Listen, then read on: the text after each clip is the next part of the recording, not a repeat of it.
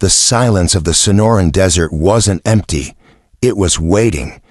For 300 miles, the only sound accompanying Elara Vance had been the rhythmic creak of the wagon wheels and the heavy, shifting thud from the pine box behind her. The sun beat down with a judgment that felt personal, searing the back of her black, velvet riding habit. She wasn't a woman easily spooked. She had stared down barrel ends and poker cheats from New Orleans to Santa Fe.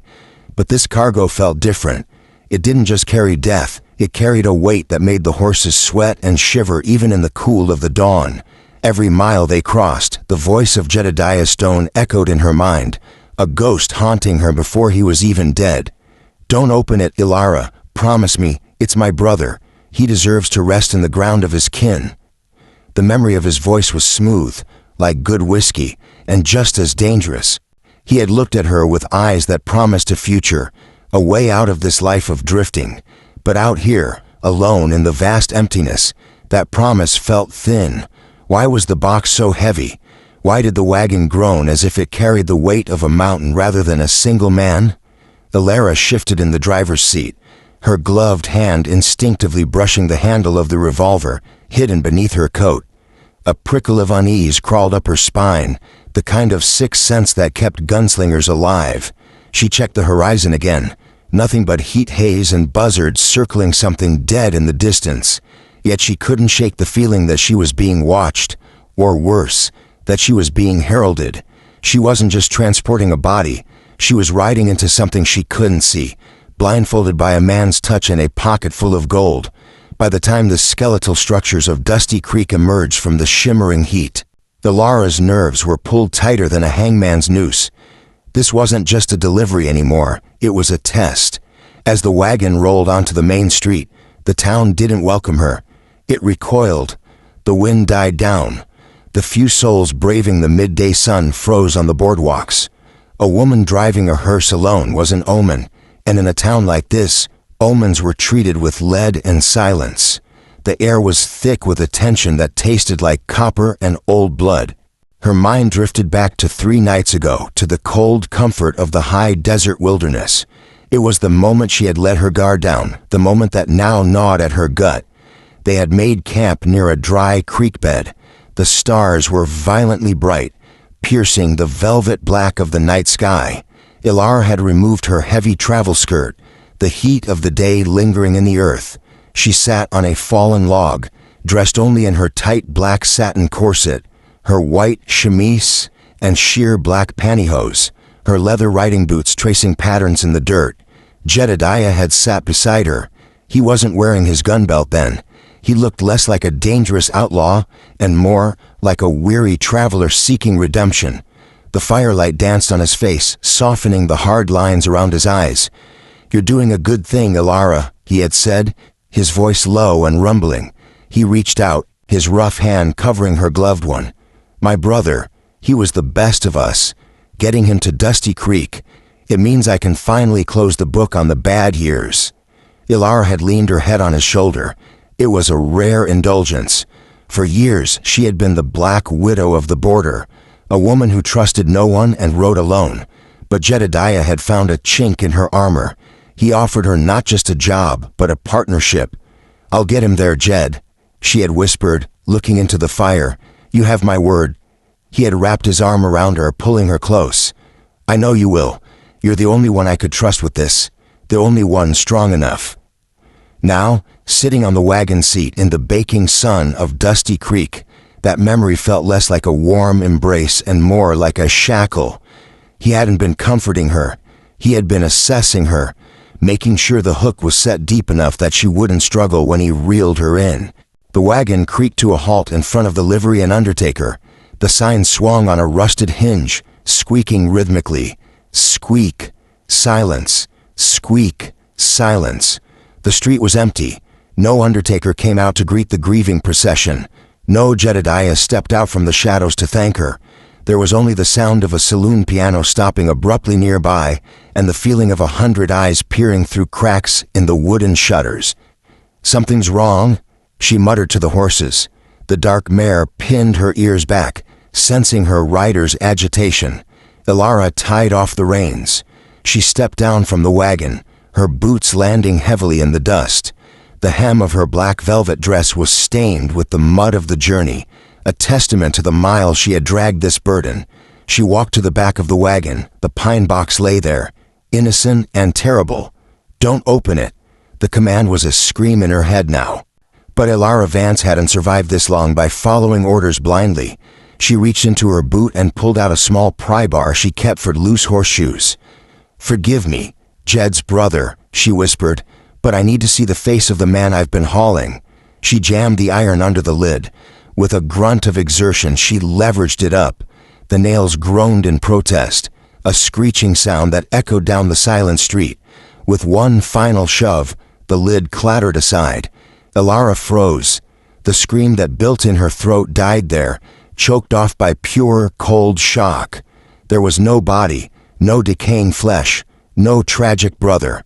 The coffin was filled to the brim with gray riverstones and jagged shale. It was dead weight, mocking weight, but it wasn't just rocks. Lying on top of the pile, pinned to a burlap sack that clinked with the sound of scrap metal, was a piece of paper. It fluttered slightly in the hot breeze. Elara reached out, her hand trembling with a mix of rage and disbelief, and snatched the paper. It was a wanted poster. The sketch was crude, charcoal on parchment, but the eyes were hers. The high lace collar was hers. Wanted dead or alive, Elara Vance. Crimes: grand larceny, highway robbery, reward $500, and scrawled across the bottom in charcoal, in handwriting she recognized from the map Jedidiah had drawn her. "Thanks for the head start, darlin'." The world tilted. The heat rushed to her head, making her dizzy. It was a decoy run. While she had been driving this wagon slowly across the territory, attracting every sheriff, deputy, and bounty hunter to her location, making herself a slow-moving target, Jedidiah and his real crew had robbed the Wells Fargo shipment. He had used her notoriety as a smokescreen. The law was watching her, waiting for her to make a move, while he slipped away with the gold. He hadn't just betrayed her trust, he had served her up on a platter to the law, using her own reputation as the bait.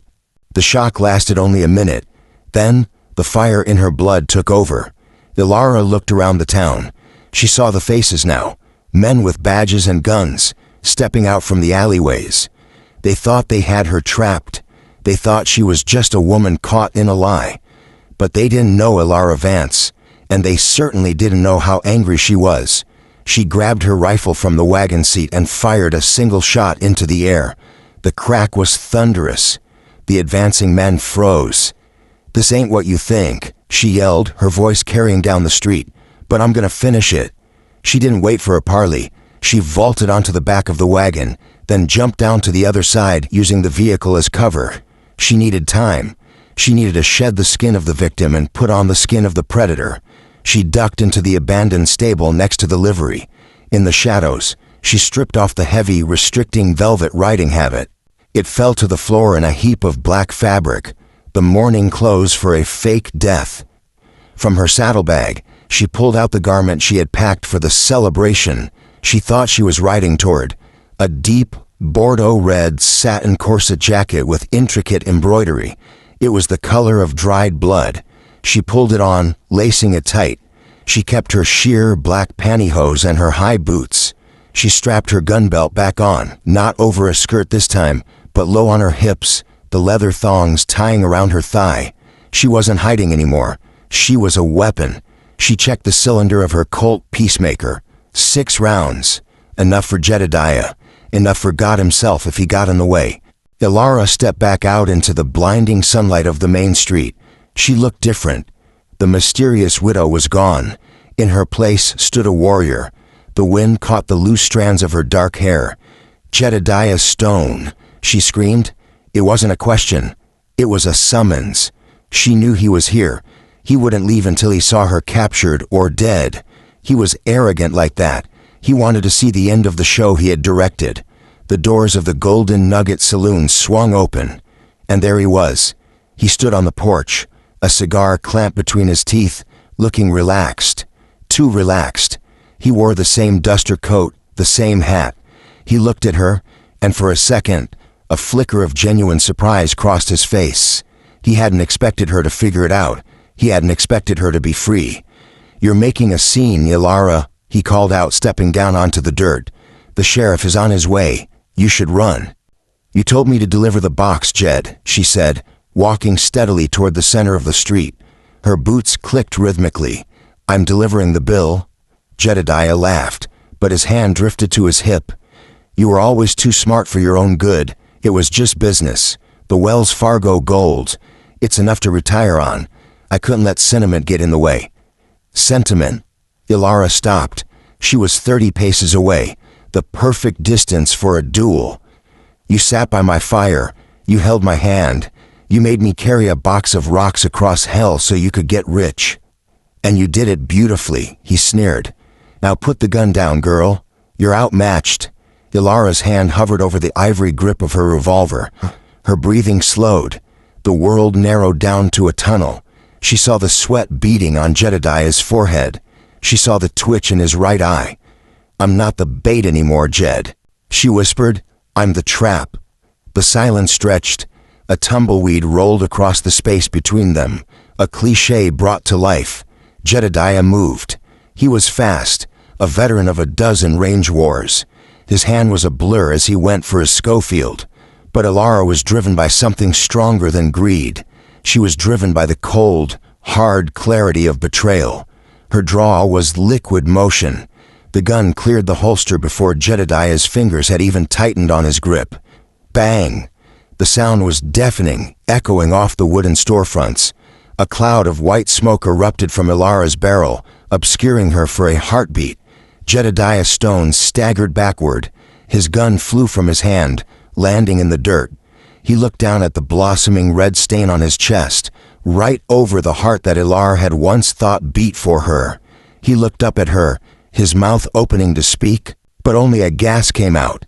He crumpled to his knees, then fell forward, face down in the dust of the town he thought he owned. Elara didn't lower her gun. She walked forward, keeping the sights trained on his steel form until she was standing over him. She looked down at the man who had played her for a fool. The sheriff and his deputy stepped out from the shadows, guns drawn but pointed at the ground. They looked at the dead outlaw, then at the wanted poster Elara had thrown in the dirt, then at the woman standing in the Bordeaux corset. "He was the one who robbed the coach," Elara said, her voice flat. "Check his saddlebags. You'll find the Wells Fargo seal." The sheriff hesitated, then nodded to a deputy. They checked. The gold was there. "I guess that clears your debt, Miss Vance." The sheriff grunted, though he didn't holster his weapon. "But I'd suggest you ride on. Dusty Creek isn't fond of excitement." Elara didn't answer. She holstered her gun with a sharp clack. She walked back to the wagon, unhitched the dark mare, the only honest creature she had met in weeks, and swung into the saddle. She didn't look at the coffin full of rocks. She didn't look at the dead man. She turned the horse's head toward the west, where the sun was beginning to dip below the horizon, painting the sky in shades of violet and gold. Elara Vance rode out of Dusty Creek. She had lost the money. She had lost the illusion of love. But as she felt the cool evening wind on her face, she realized she had regained something far more valuable. She was the author of her own story again, and the next chapter belonged only to her.